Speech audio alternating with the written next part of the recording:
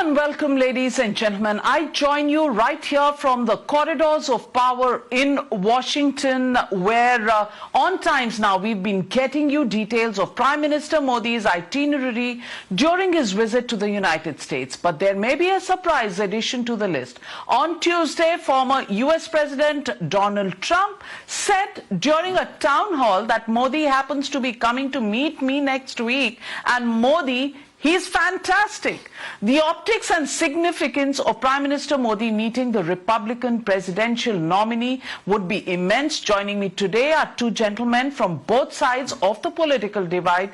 Stephen Moore, senior advisor to former President Trump, also advising him on his campaign and the way forward. And also joining me this afternoon is Shri Thanedar, an Indian-American congressman whose Hindi has many fans back home and who has pledged his unwavering support for Kamala Harris. Well, Stephen Moore served as one of the top economic advisors to Donald Trump's 2016 presidential campaign. He's also the author of 6 books, including Trumponomics.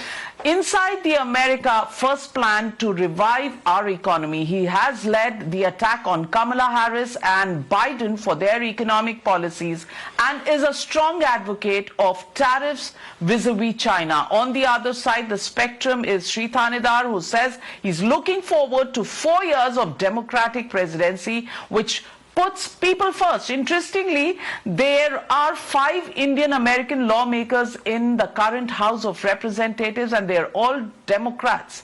Welcome to Times Now. And Republicans haven't made it the Indian Americans haven't made it to Congress, but some on the Democrat side have done so. So, Stephen Moore, what do you think Prime Minister Modi's meeting, expected meeting with Donald Trump is going to be all about, and how do you see that meeting and going forward the relations between India and the United States of America? Well, look, India is one of the most important countries in the world today. And by the way, I want to say this as well, that Indian Americans have been phenomenally successful in the United States. A good example is sitting right next to me. It's if you look at all the ethnic groups and immigrant groups that have come to the United States, immigrants have been amazingly successful. So they're a great benefit to our economy, and I think Donald Trump understands that. I can't tell you what they're going to talk about during this meeting, but I do know this, that Trump wants a very strong and favorable relationship with India, because Trump does view China as really an adversary and an enemy, and the hope is that we can kind of unite the rest of the world against China predatory economic practices and their military aggression. How do you see, Shri Thanedar, Indo-American ties, and will they have, calibrated difference depending on who makes it to the White House, Kamala Harris or Donald Trump? Oh, absolutely. This is an important election. Donald Trump is unpredictable. The tariffs that he's talking about is going to hurt the relationship between United States and India.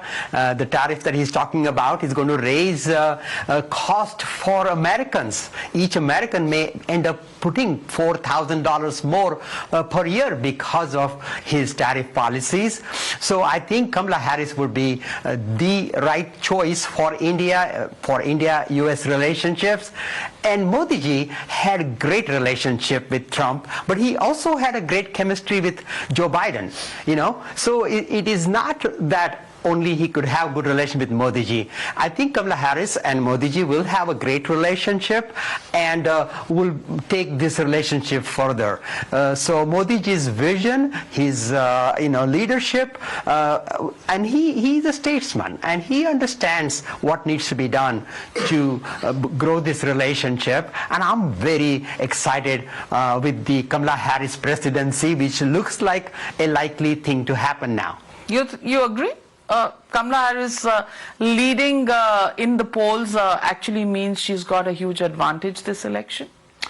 Well, look, the polls have this thing razor tight, and we don't know who's going to win. I think Trump will probably win, but nobody can really know right now. That's unknowable. I would say that we in the Trump campaign want this election to be all about the economy, because Americans have really suffered under Joe Biden and Kamala's leadership. So the average family in America, the people just in the middle, have lost about $2,000 in real income because the inflation has been so high under Biden and Harris. That compares, by the way, with under Trump. In his 4 years in office, the average family gained $5,000 in income. So we think that when you look at the economic issues, it's really pretty clear that Trump's policies are superior. One of the things that worries me the most about Kamala Harris's agenda is that she's proposed a $4.6 trillion tax increase, and I think that would be devastating to the American economy. There's never been a country in the history of the world that taxed its way to prosperity. Kamala seems to want to try that. I think it would have very negative effects on our small businesses and families. Shri Thanedar, do you think economic policies is what is leading to the very polarized rhetoric this election, or do you think it's going to be more important issues as far as the conversation in the campaigns is all about, and especially two attempts at the life of Donald Trump? How does that make Secret Service and the Biden administration look like? Well, look, the assassination attempts, we all condemn it. There is no place for violence in politics, no place for violence in democracy. So we all must join together in condemning those assassination attempts. But look, the economy, looking at the economy, stock market is all-time high. Just yesterday, stock market hit the highest record. Now, 16 million jobs created by Joe Biden. Fastest recovery since COVID by any developed country. Inflation now coming down. Fed has just cut the rates. So I think Kamala Harris is going to be good for the economy, as opposed to the tariffs, as opposed to the tax cuts Trump gave, $1.5 trillion tax cuts for the rich and the wealthy. Now, when you give money to the wealthy, the idea is that it will trickle down to the poor, and it never happens. It will never has happened. And the tax cuts to the rich hurt our economy. Kamala Harris will put this thing back on, continue to create jobs, continue to help grow small businesses. I'm just excited about a Kamala Harris presidency. So, Stephen Moore, let me ask you, when Donald Trump says that Comrade Kamala Harris is more on the left of the center, do you think he's being fair? Do you think that's the way people of America would look at her? Well, they should. I mean, she has a record. She's been in the United States Senate for 4 years. This is kind of hard to believe. It's a point that Donald Trump should make every single speech he gives, is that when Kamala Harris was in the United States Senate, she had the most liberal voting record of any senator, including Bernie Sanders, who is an avowed socialist. So, yeah, she has embraced the left-wing agenda on everything from taxation to out-of-control government spending. She's a fanatic on climate change issues. And so, it makes me nervous that the American people would vote for someone so far to the left. She's not a Bill Clinton moderate. She's a very, very far left liberal. And, I don't think the country is there. Now, she's trying to kind of run as a more Bill Clinton centrist Democrat, and she may be able to pull that off, but I think it's a masquerade, and I'm hoping the American people can see through that. Big government and more taxes is not the solution to America's problems. Let me ask you, Shri Thanedar, Kamala Harris, her views on Kashmir, which are very close to the heart of the Modi administration, the abrogation of Article 70, her position on that. Do you think that could be a little bit of a speed breaker in the ties between India and America, were she to continue in the same tone and tenor as she has expressed in the past? I think the focus is going to be more on the economic policy. India, 10th largest economy, fifth largest, soon to be third largest economy under the great leadership of Modi ji. Now, the focus is going to be on economic relationship. The focus is going to be challenging China. China's aggression, so that is where most of the focus is going to be. I don't think there are minor issues about human rights that are happening is going to be center stage. The center stage is going to be the economy, collaboration, military collaboration between India and US, collaboration at the defense level, collaboration on a technology level. That is what I see as the future of India-US relationship. How would you see the human rights violations in countries like Bangladesh, where Hindus are at the receiving end? Look at the way Pakistan has treated minorities. How come those issues don't find a mention in some of the presidential positioning, as they say, see on topics? Oh, those issues are very critical. I was one of the first congressmen to protest what was happening to the minority Hindus in Bangladesh. Those issues need to be addressed. There is no doubt about it. We are also getting attacks on Hindu temples in the United States. Some 30 or so temples. 2 days later, I'm going to be going to New York, visiting the Baptist temple that was attacked recently. So these attacks are happening all over the world, and Hindus need to unite. They need to stand up, and because Hindus are a very peaceful, quiet community. But when you see these attacks happening, whether it's Bangladesh minority Hindus or the Hindu temples in the United States, it's time for the Hindus to unite, stand up, and say no more. We will not tolerate such attacks on Hinduism anymore. But Kamala Harris does take a position on human rights of minorities in India, but not such a vocal position on Hindu minorities in other countries. And we will hold Kamala Harris administration to that. We will continue to put this pressure on State Department as we are doing it with Biden administration. We'll continue to do this with the Harris administration because these attacks on Hindu temples have to stop. These attacks on Hindu minorities in Bangladesh have to stop. Talk of President Donald Trump. The perception is, and Shri Thanedar said it as well, the perception is that stability is not his best virtue. He might just one fine morning wake up and decide to do something completely different. Do you think that will play on the mind of American voters, number one, and number two, on countries like India, which are looking at stable long-term relations? So the interesting thing about this election is that we actually have Donald Trump, who was president for 4 years, and we have Kamala Harris, who's basically running, on a continuation of Joe Biden's policy. So all we have to do is just put them side by side. I have a new book coming out in a couple of weeks called The Trump Economic Miracle, and I looked at all of the major economic statistics, including the stock market. It is true the stock market's at an all-time high, but remember, prices are 22% higher. So when you adjust for inflation, the stock market's done much more poorly under Biden than it has under Trump. Virtually every statistics, whether it's grocery prices, whether it's the price of gasoline, whether it's small business conditions, whether it's the ability to buy a home, pay a mortgage, every one of those statistics showed much better improvement under Trump than under Biden.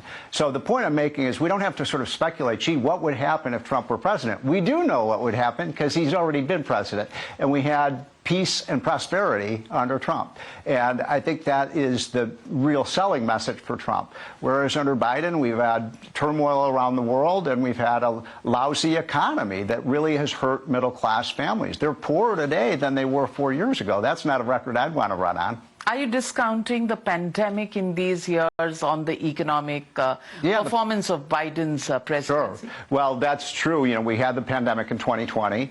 We made the greatest mistake in the history of the United States where we closed down our economy and our schools and our hospitals. And God forbid that we ever do that again. I hope we've learned our lesson, what a catastrophe that was. And it didn't stop the spread of the virus. It didn't save lives. But even accounting for, I remember in 2020, prior to the pandemic happening, I was like, oh my God, this is the best economy America's ever had in the history of the country. And then, of course, when you shut down half your half your economy, you're going to have a recession. We were coming out of the recession really strongly in the second half of 2020, and then Biden comes in and spends $5 and $6 trillion that I think shipwrecked the economy. Sri Thanedar? Well, look, U.S. recovered from COVID faster than any other country in the world. So this is really, we have two different visions, night and day difference. We have Kamala Harris, and then we have Donald Trump. So erratic. You never know what he's going to expect. His close relationship with North Korea, his close relationship with Putin, his love for dictators, and then all of these crazies like immigrants are eating dogs and cats. People are tired of this kind of weirdness that we are seeing from this Trump ticket, and people want something that they can trust, something that is a little more reliable, and we can't have the chaos of Trump anymore. What about the Republicans pointing out that the vilification of Donald Trump, President Joe Biden's statement that let's take Donald Trump in the bullseye? I mean, what would you say about that? Making a monster out of Donald Trump, is that fair? Well, look, within the Republican Party, a Vice President Cheney is not endorsing Kamala Harris. There are so many Republicans are supporting Kamala Harris because this Donald Trump is you cannot trust Donald Trump on what is he going to say, what is he going to do, is so erratic. And the Republican, this has become a cult. Party of one person. He's really fighting for himself to keep himself out of jail, out of prison, and that's it's all about. He's not thinking about the people, the American people. He's thinking about Donald Trump. He's always thought about Donald Trump, and that's not what people want. And that's why I come from Michigan. Michigan is a very battleground state, and so is Pennsylvania. And Kamala Harris is now leading in every battleground state. North Carolina, they have another of Trump-like Republican gubernatorial candidate who's just talking all this and doing all sorts of crazy things. Well, enough of it. Even Republicans are now saying there's a huge number of Republicans for Kamala Harris. And that just says that the party is tired of Donald Trump. Who's going to win? Well, nobody's a crystal ball gazer, but yes, it's a close election, and whichever way you look at it, it is going to be Indo-US relationships that are going to go forward. Calibrations may take place, but the broad sentiment of India being a very important country in the world today, sitting at the high table with the United States of America to look at the geopolitical challenges across the world, is going to be a major factor whenever foreign policy of the next president is decoded. And that's where India stands today. As the world looks at the American elections, they will also be looking at ties between India and America. Thank you very much, Sri Thanedar. Could you say a few words in Hindi to our audiences back home? Modi ji का हम स्वागत कर रहे हैं New York में. America में बहुत excitement है उनके लिए. उनके बहुत सारे भक्त हैं अमेरिका में, और मोदी जी ने जो कुछ किया है भारत के लिए, इसके लिए हम सब इंडियन कम्युनिटी जो है अमेरिका में वो बहुत खुश है, उनका स्वागत कर रहे हैं. आप न्यूयॉर्क जा रहे हैं मोदी जी के इंडियन डायस्पोरा इवेंट में? हाँ जी, मैं मोदी जी का जो एड्रेस होगा न्यूयॉर्क में, वहां मैं मौजूद होगा और मोदी जी का स्वागत करेगा मैं. कोई मीटिंग भी है आपकी उनके साथ? शायद जो टाइम मिला तो मिल भी जाएंगे, लेकिन जो बहुत सारी एक्साइटमेंट चल रही है इंडिया में, आई मीन यूएस में, about prime minister Modi ji. Modi ji has shown such a great vision for India. India का जो प्रोग्रेस हुआ है जो इकोनॉमी में, तो बहुत अच्छा हो रहा है, और मुझे उम्मीद है कि कमला हैरिस और मोदी जी, उनका भी केमिस्ट्री जैसा ही अच्छा होगा जैसा जो बाइडेन और मोदी जी का है. आप डेमोक्रेट हैं, कांग्रेसमैन हैं, लेकिन दिल है हिंदुस्तानी. हाँ जी. This will come as music to people back home in India. Thank you very much, Stephen Moore, and thank you, Sri Thanedar, for joining me on this very, very interesting exchange. Thank you, Navika ji. Thank you for having me.